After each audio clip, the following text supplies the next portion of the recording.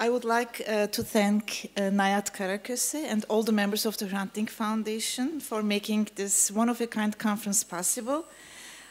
We can't thank enough, I guess, since 2 days we've been thanking the foundation at NIAT constantly, because as many of us would agree that it's been quite a long time since we have been in such an invigorating conference, international conference on memory. For the last 2 days, we have been exposed to fascinating examples from all corners of the world about collecting, containing, and sharing difficult or marginalized memories in museums, public spaces, through aesthetic or digital interventions. As writer and activist Arundhati Roy beautifully expressed, there is really no such thing as the voiceless. There are only the deliberately silenced or the preferably unheard.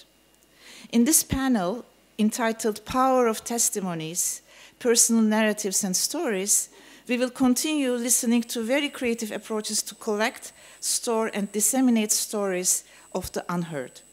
In a time when we are under the spell of a politics of forgetting and anesthesia, bringing out stories in specifically post-war, post-conflict settings does not only allow the storytellers to heal their wounds through giving shape to their silent stories, but also invites the listeners to get engaged with difficult pasts so that they can start to disentangle their own knots. In the last 2 days, we also had a chance to witness how stories that were stuck in the walls of old buildings, in the cellar of foundations, in a destroyed synagogue, in the psyches of thousands of people, were rendered visible through sites of memories, artworks, memes, podcasts that constantly challenge the present politics on memory. I find this process of animating silenced, frozen stories to be very transformative. I'm also very much aware about the challenges of bringing them to the surface. Individual stories and testimonies have the power to not only humanize the storyteller, but also the listener. And we all know how little listening is going on these days. Lots of noise, lots of things to listen to, but little real listening. We are constantly pulled to the immediacy of information and knowledge, and little room is left for reflection. So I'm looking forward to listening to the stories of these great panelists from all over the world, from Sri Lanka, Lebanon, and Sarajevo. I would like to introduce our first panelist, Radhika Hettiararchchi. Yes. Radhika is a researcher, curator, and development practitioner with over 13 years of experience in the field of peace building. She uses oral history, facilitated dialogue, and the arts as channels for creating a public discourse on conflict transformation, security, transitional justice, democratic values, and non-recurrence of violence. She has worked at UNDP and International Alert in the area of conflict prevention and post-war recovery by way of creating socioeconomic stabilization through business and corporate responsibility, strengthening civil society through community dialogue and media outreach, and engaging Sri Lankan diaspora for peace. Her work on public history includes initiating and curating the Herstories project, and please check the website, and she's going to share it with us probably, and the Community Memorialization project, another interesting website, memorymap.lk, both of which use verbal and non-verbal forms of expression to collect, archive, and use people's histories for non-recurrence of violence. These curated exhibitions have been used to create a public discourse at the grassroots level in Sri Lanka and abroad. She curated the ThinkFest Colomboscope for 2 years on themes such as development and urbanity and memory. She read English and Communications Theory at York University, Canada, and holds an MSc in Development Management from the London School of Economics and Political Science, UK. Okay, and my name is Aylin Vartanyan, by the way, and I'm an instructor at Boğaziçi University. Thank you very much. Okay, the floor is yours.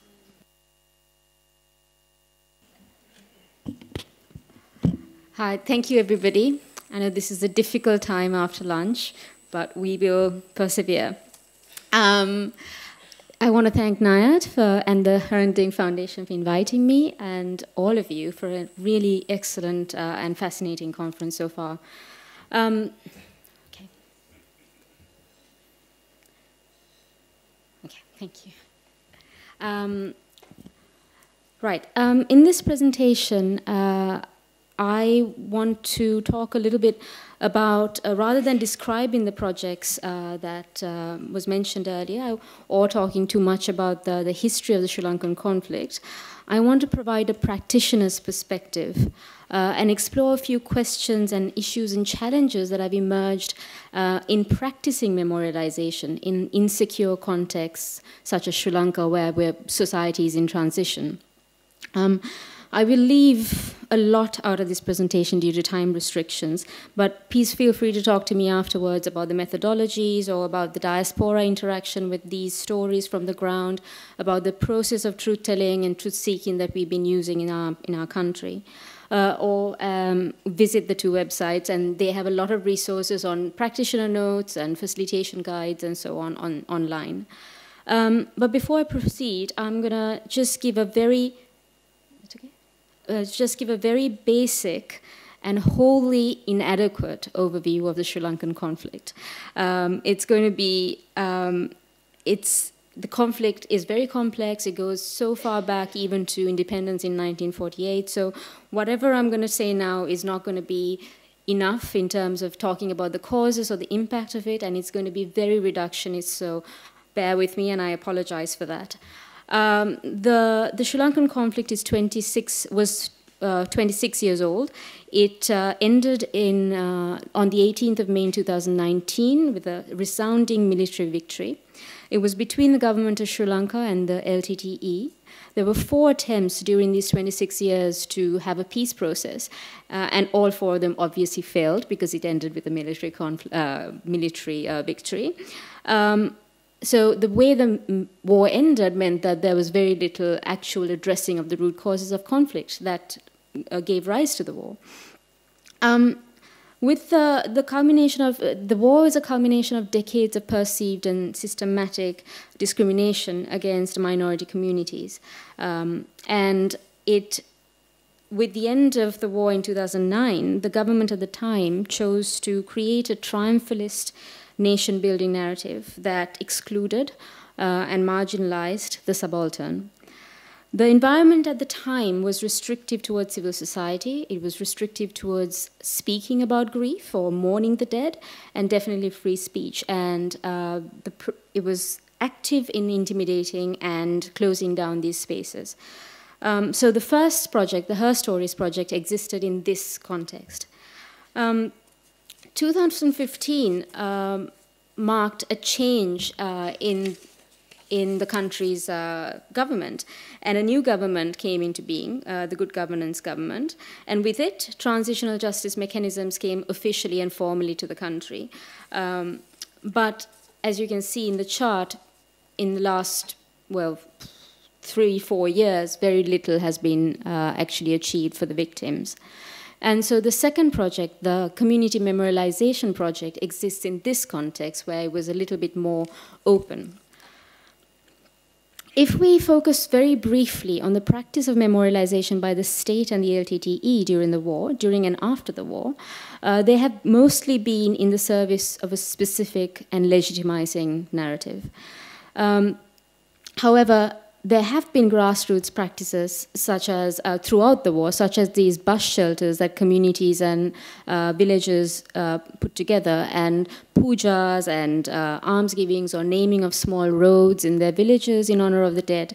So these practices have existed, but at the same time, the larger narratives, the legitimizing myths that the government and the LTT were pushing forward enabled monumentalizing memory. So there was always this visible struggle for memory, to own it, to forget it, to reconfigure it, and in this process, other narratives were erased or made impossible to survive as hierarchies of security, socioeconomic recovery, and political positioning forced people to choose what and how they should remember, making memory very insecure and vulnerable in that process. And part of this is also the self-censorship and the self-regulation that comes into play in such a context, which I can't delve into too much here. But to combat this single narrative of history and the loss of narrative itself, memorialization and counter-memorialization becomes necessary tools. The Herstories project is an archival project that collected 285 women's narratives from the war, all across the different sides of the conflict, across ethno-political barriers, and from various geographies in the country. The aim of the project was to combat that single triumphalist narrative, which was very masculine because it was built on the back of a hero myth, and to essentially feminize the narrative that was where women were left out of the war story, as it were.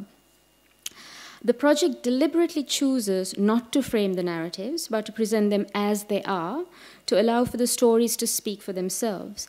It helps to convey the point that the war has done so much to all of us, beyond the visible scars in the landscape of memory, and that there are no clear binaries between us and them. There are symbolic and deliberate silences that extreme trauma can leave out of witness accounts, and a more personal narrative of life histories without a prescribed start and an end date can bring to the table.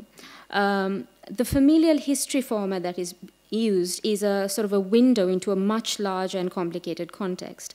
The project of this project, which is about women bearing witness, was built on this assumption. The Community Memorialization project is a dialogue project. It focuses on the catharsis of telling experience and the empathy that emerges from being exposed to other people's experiences as a starting point to have a broader discussion on non-recurrence of violent conflict. It therefore focuses on intergenerational dialogue and people-to-people engagement repeatedly over time with the same groups of people.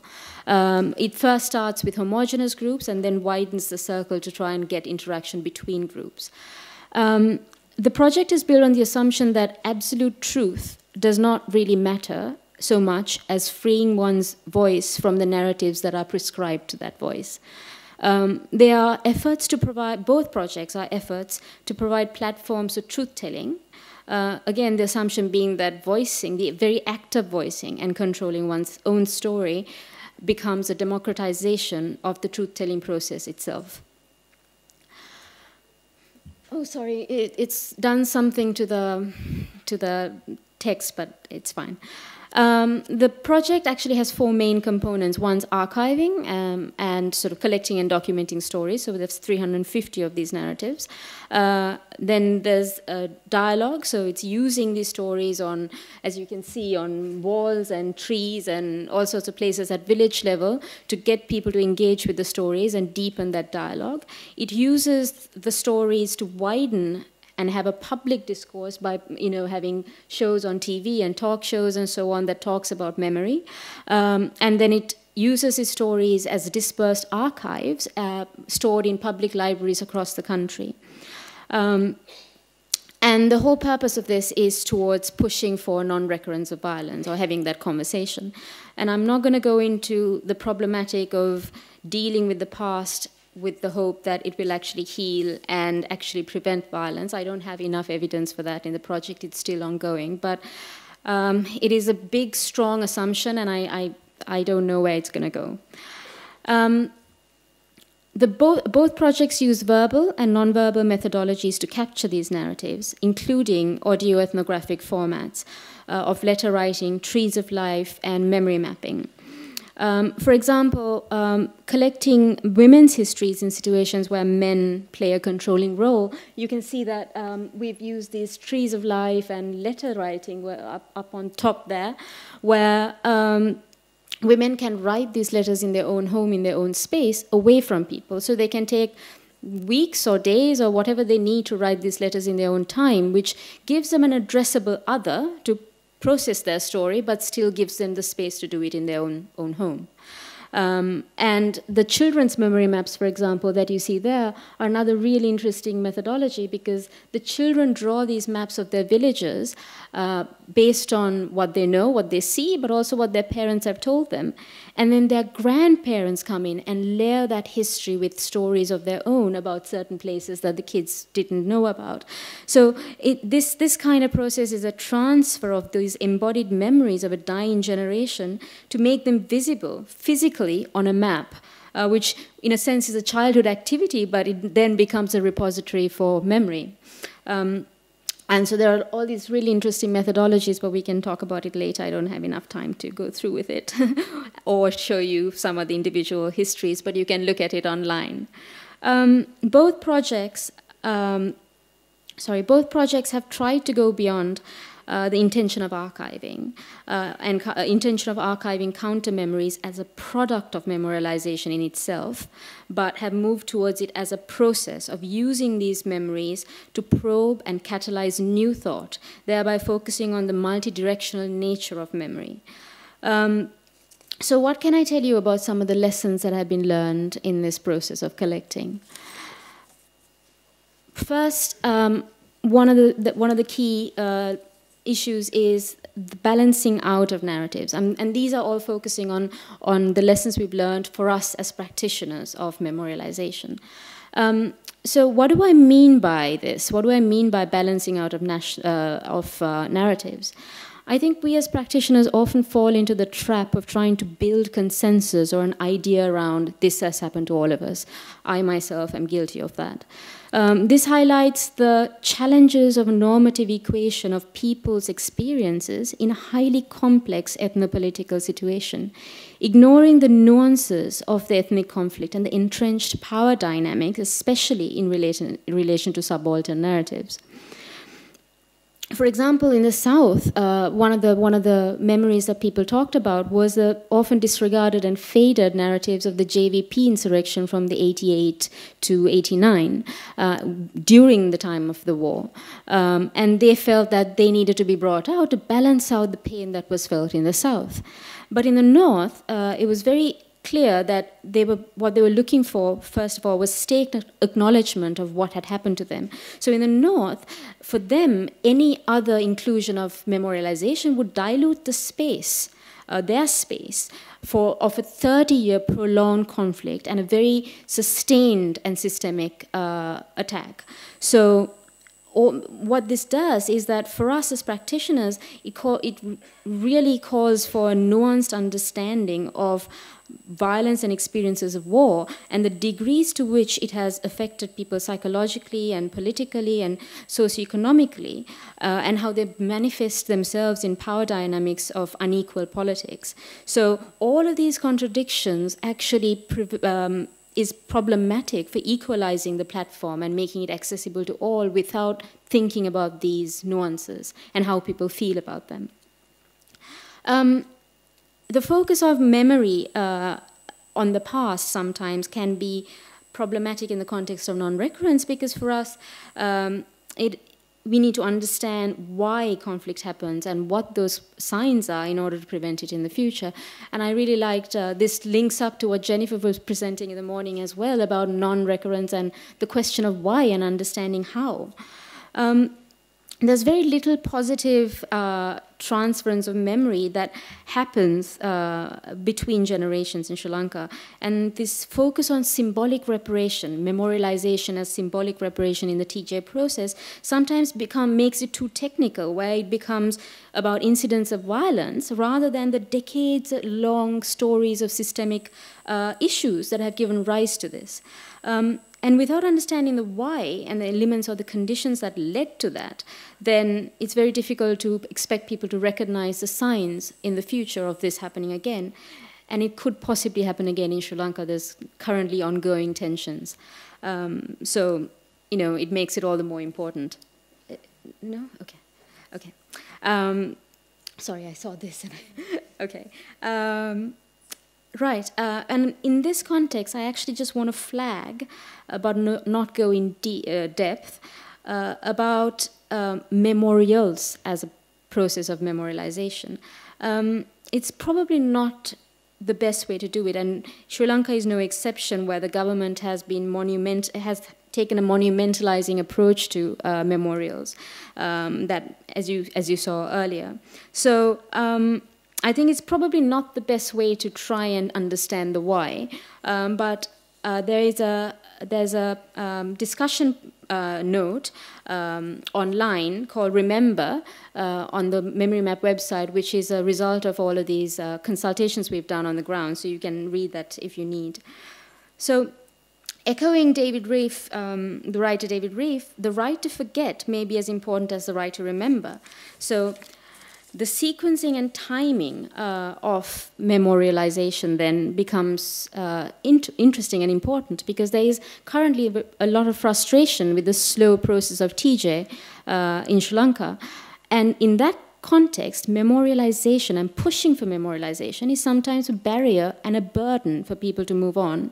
And it's so much so that people have sort of approached us when we are talking about memorialization with the idea of marrying and bridging development with memorialization. They've said things like, so what if we build a culvert or a dam in the village and put all the names of the dead? Would that serve your purpose? So basically it was very much like, you have the money, we have the memories, let's try and match them. Which is quite, it's sad, and it speaks of the situation actually.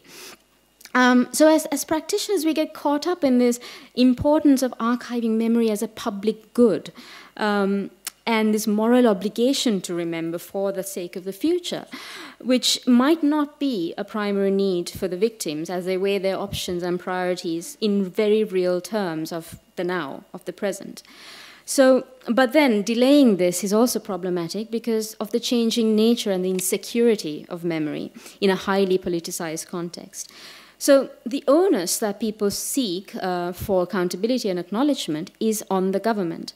But in the meantime, what do? I mean, the burden of it actually falls on civil society to process and continue this. But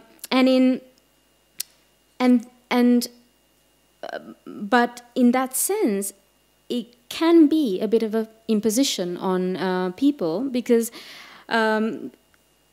in a sense, they have been juggling this, trying to sort of move on with trying to get economic benefits and trying to remember and memorialize and seek information on the disappeared.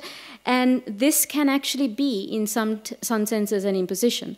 And then we also have these issues of localizing memory and facilitating that process. So how much do we push without forgetting, and how much should we allow to forget in the process of moving on? So all these are questions that are permanently sort of in my mind as we keep doing this.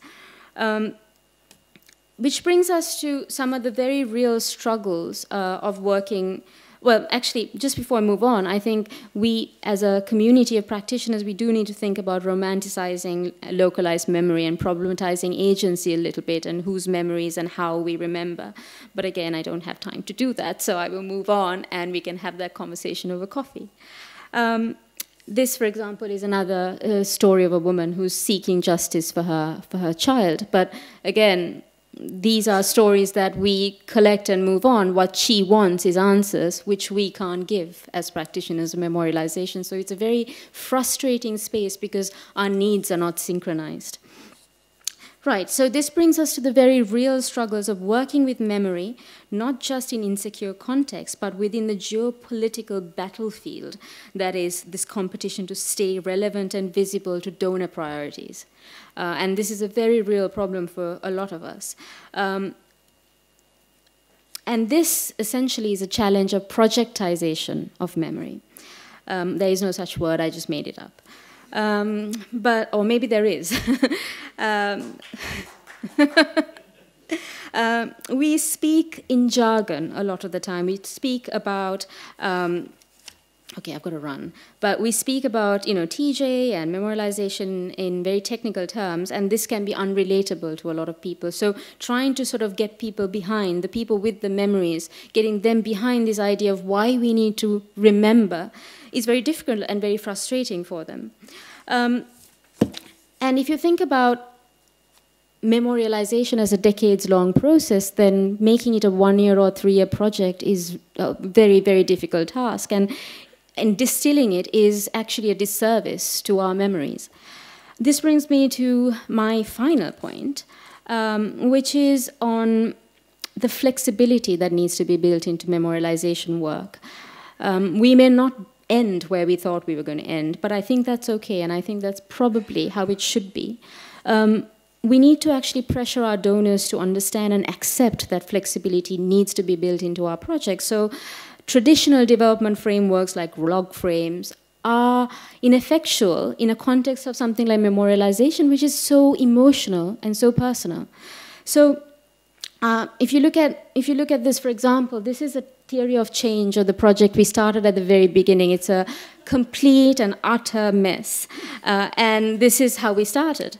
And by the middle and towards the end of the project, it's become quite neat. So I, for one, don't trust theories of change that look like this at the beginning. I trust theories that look like this, because that means we're reflecting and responding to ground level realities. And in this, I think I would go so far as to say I'm against standardization and projectization of memory. Although in the all too familiar donor environment, unfortunately, even my projects are projects. So there is the tension. So just before I end, I'd just like to say a few things in conclusion, which is, as civil society practitioners of memory in the context of TJ and in contexts that are insecure, what does this mean for us? It means that we need to constantly review and recontextualize our practices and really think about this as practice rather than dogmatic tools of how we go forward. We need to think about it as interdisciplinary, and that we are dealing with people. And the people are emotional, people are many, and have many interests and many needs. So building consensus and trying to sort of figure out a neat way of doing this, it doesn't exist. So I think we should just respond to what's on the ground. It also means being far less impatient about achieving some goals. It's going to be a lifetime's process and probably will die before it's ever achieved. It means that we need to be cautious about projectizing memory. And in the end, I think it also means that we need to accept and acknowledge our own privilege, whatever that privilege may be. Because the way we think and act and plan responsibly in memorialization work will contribute to determine other people's and our future's choices and actions. Thank you.